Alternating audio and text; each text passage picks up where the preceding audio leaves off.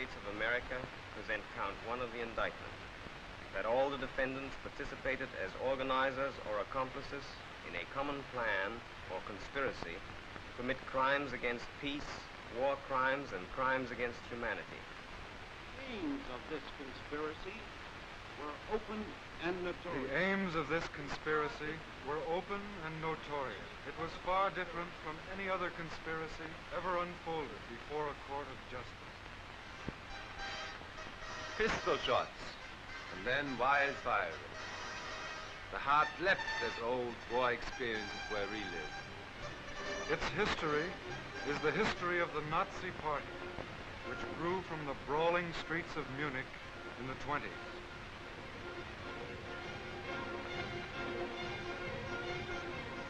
And from the beginning, Adolf Hitler and his followers were committed to the use of any means, whether or not they were legal or honorable. Their aim was the highest degree of control over the German community. Their intentions were blatantly put forth in Mein Kampf and the party program.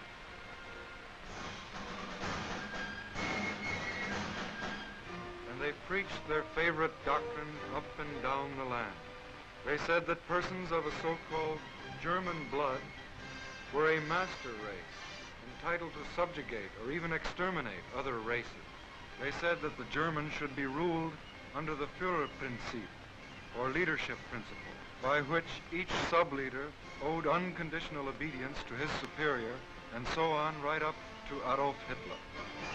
They said that war was a noble and necessary activity of Germany.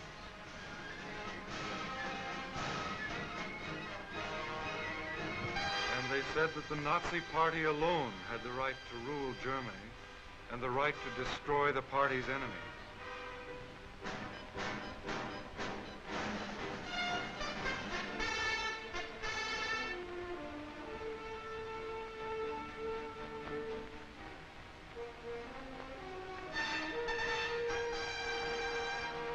Their rise to power was based on fraud, deceit, intimidation, and coercion, culminating finally in terror and flame.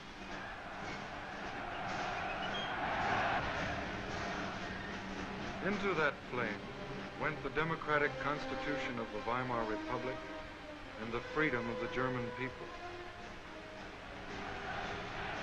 For the fires set by the Nazis extended to the very Reichstag. Hans Gisevius, a witness who formerly held a high position in the Berlin police administration, tells of his investigation of the Reichstag fire. Um es kurz zu sagen, zunächst den Tatbestand zu geben, haben wir festgestellt. To speak briefly and to state the facts. First of all, we ascertained that quite generally, Hitler had stated the wish for a large-scale propaganda campaign. Goebbels took on the job of making the necessary proposals, and it was Goebbels who first thought of setting the Reichstag on fire. A group of 10 reliable SA men was made ready, and now Goering was informed about every detail of the plan. It was expected from Goering, and he gave his assurances that he would do so, that the police would be instructed, while still suffering from shock, to take up a false trail. Using the Reichstag fire as a pretext for seizing power, the Nazi conspirators lost no time in tearing Germany away from a policy of peace. Late in 1933, they led their nation out of the Disarmament Conference, quit the League of Nations, and embarked on a course of secret rearmament. By 1934, the new armaments program designed by defendants Goering, Schacht, and Funk was going full blast.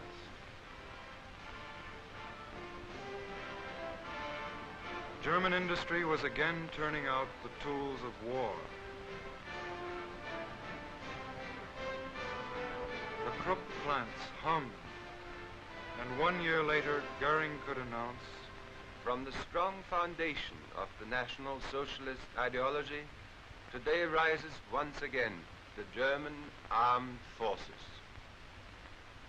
A few days later, General von Blomberg announced the new law for compulsory military service.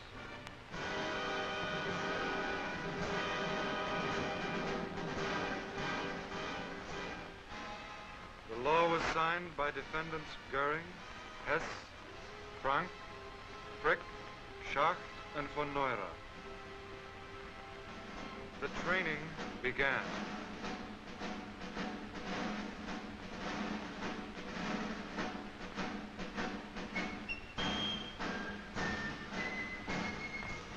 Finally, in spring of 1936, the Nazis sent their new troops marching into the Rhineland.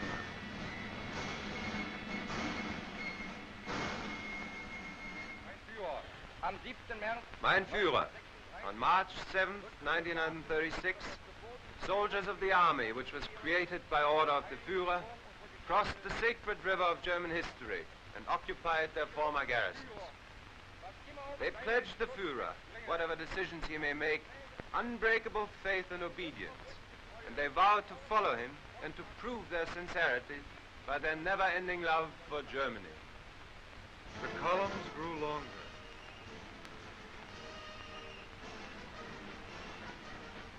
The sound of boots grew louder on the streets of Nuremberg.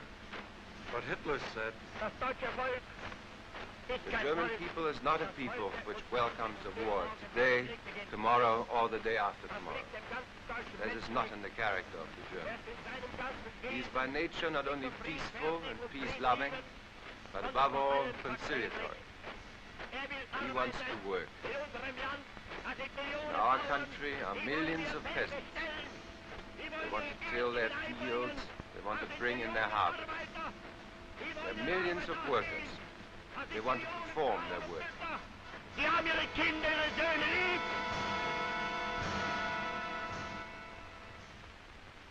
But the Nazi conspirators, in the name of Lebensraum, continued to plot new aggressions against peace. In November 1937, Hitler called a special meeting with defendants Goering, von Neurath, and Raeder, and generals von Blomberg and von Fritsch.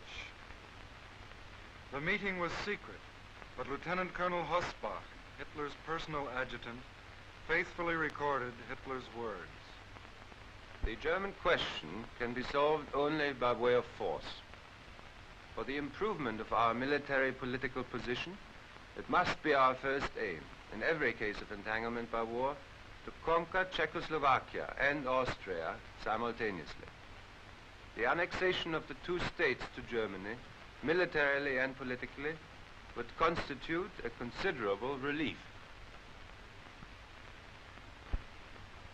This meeting set the stage for Nazi expansion, and Act I came only 3 months later, at Berchtesgaden, where defendant von Papen finally engineered a meeting between Schuschnigg, the Austrian chancellor, and Hitler and defendants Keitel and von Ribbentrop. Guido Schmidt, who was Austrian foreign minister at the time, also attended the meeting, and now he takes the witness stand. Did Hitler demand that Seyss-Inquart be made Minister of Security? That was one of the demands on their program. Were there also demands made with regard to currency exchange and customs? There were demands of an economic nature of every kind. Hitler told you that you had until February 15th to accept his terms, didn't he? And he told you that if you didn't do so, he would use force? The ultimatum, as Hitler stated it, was that he intended, as early as February, to march into Austria, and that, for the last time, he was prepared to postpone it. Faced by these threats, the Austrians carried out all Hitler's demands.